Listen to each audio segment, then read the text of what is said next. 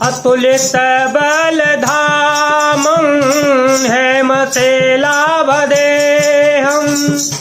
धनुजवन कृतानुज्ञानिनामग्रगण्यं सकलगुणनिधानं वानराणामधीशं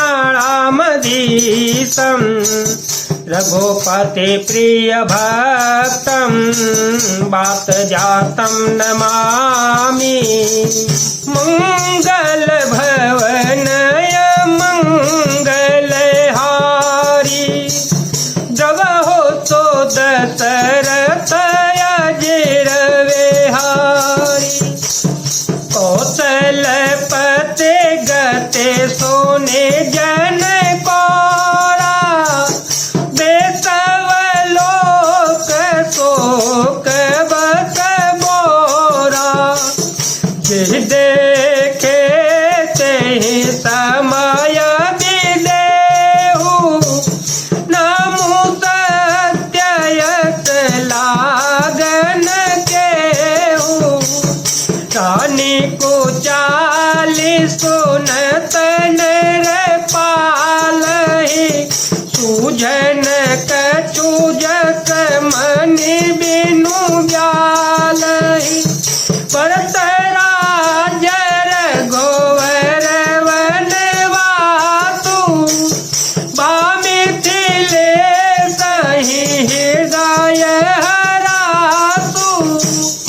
अयोध्या नाथ की गति दशरथ जी का मरण सुनकर जनकपुर वासी सभी लोग शोकवश बावले हो गए, सुध बुध भूल गए। उस समय जिन्होंने विदेह को शोक मग्न देखा उनसे किसी को ऐसा न लगा कि उनका विदेह देहाभिमान रहित नाम सत्य है, क्योंकि देहाभिमान से शून्य पुरुष को शोक कैसा होगा। रानी की कुचाल सुनकर राजा जनक जी को कुछ सूझ न पड़ा, जैसे मणि के बिना सांप को नहीं सूझता। फिर भरत जी को राज्य और श्री रामचंद्र जी को वनवास सुनकर मिथिलेश्वर जनक जी के हृदय में बड़ा दुख हुआ। नप बूझे बोध सचिव समाजो कहो विचारे उचित कायाजू समुझे अवधय समझस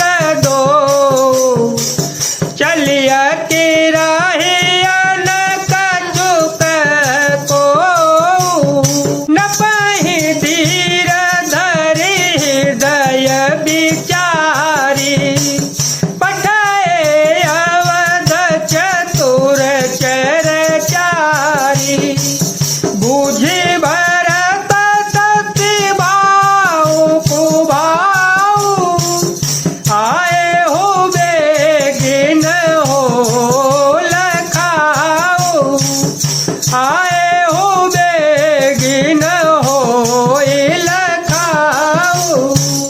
राजा ने विद्वान और मंत्रियों के समाज से पूछा कि विचार कर कहिए आज इस समय क्या करना उचित है।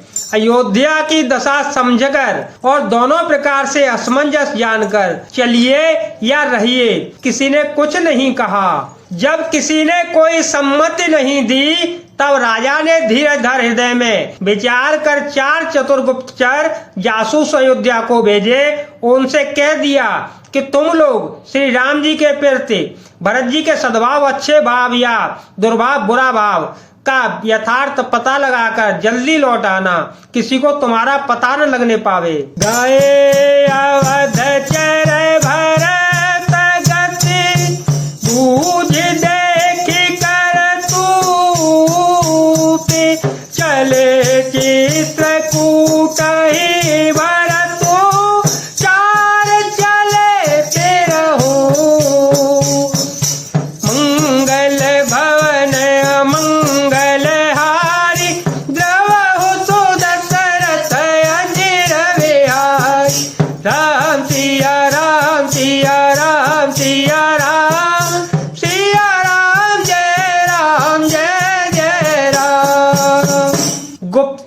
को गए।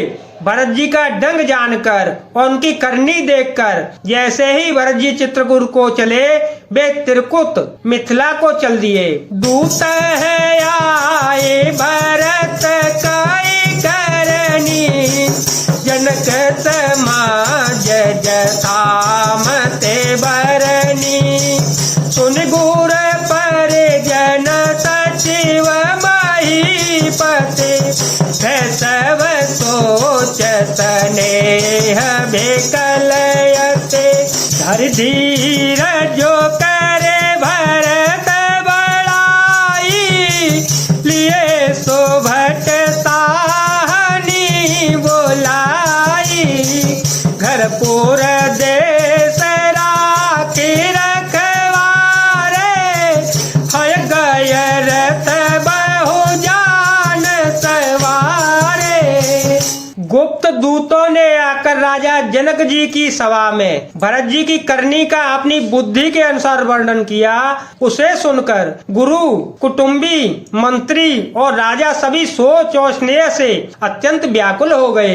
फिर जनक जी ने धीरज धरकर और भरत जी की बड़ाई करके अच्छे योद्धाओं साहनियों को बुलाया। घर नगर देश में रक्षकों को रखकर घोड़े, हाथी, रथ आदि बहुत सी सवारियां सजवाई गईं। दुधरी साध चले तत्काला, ये विश्रामुन मग महिपाला।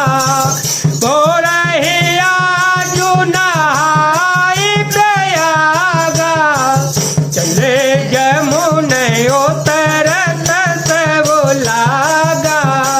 चले जमुन उतरत सब लागा। खबरे लेन हम पठाए ना था, तिन कहियत महीनाय हूँ माता। तात की रात छतात कदीने, मुन बर तोरत बिदाचर कीने। मुन बर तोरत बिदाचर कीने। वे दुघड़िया महूत साध कर उसी समय चल पड़े। राजा ने रास्ते में कहीं विश्राम भी नहीं किया।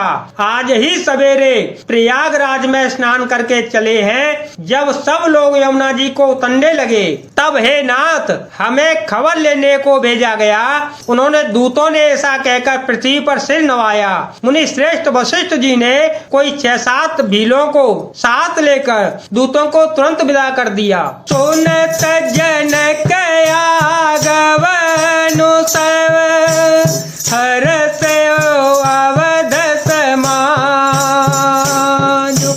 रघुनंदन ही सको चुबड़, सोच विवत सुवराजु। मंगल भवन मंगल हारी, जब हो तो दशरथ अजर विहारी।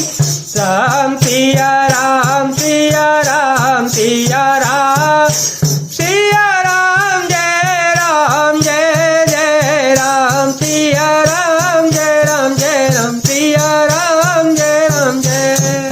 जनक जी का आगमन सुनकर अयोध्या का सारा समाज हर्षित हो गया। श्री राम जी को बड़ा संकोच हुआ और देवराज इंद्र तो विशेष रूप से सोच में बस हो गए। जय जय श्री राम, जय वीर हनुमान।